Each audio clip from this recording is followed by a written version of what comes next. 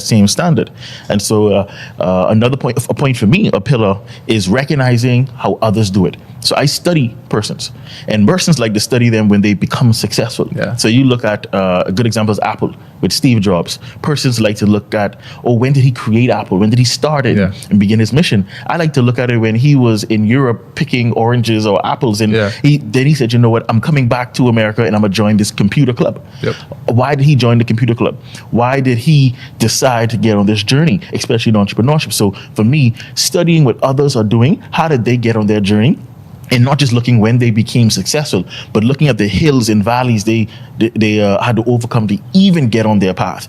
And that tells you, you may be in a position where you're not where you want to be money-wise. Yeah. Others have been in that same position. You may be 21 feeling that way. You may be 45 feeling that way. There have been persons at every age point that you have who was amassed success, amassed monies and wealth. And so for ourselves, is you learn, study, speak to persons. You then understand, I'm really no different than a lot of other persons. Yeah, I was gonna say, and it brings up a pretty good book too, like a book by Napoleon Hill, Think and Grow Rich. Yes, love it. Yeah, man, that book. So basically, the book talks about people who've been successful, and I think Napoleon. This book was like early, I think it was 1940s. I can't quite remember the date, but it just speaks about him interviewing all these persons who were successful millionaires. I think it may have been like John D. Rockefeller, maybe J.P. Morgan, all those titans of industry back in the day.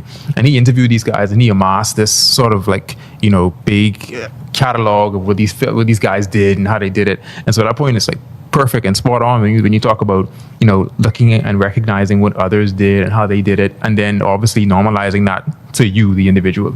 Agreed. And to add another good point that I think of is accountability. Yeah, A key pillar as well as accountability. A lot of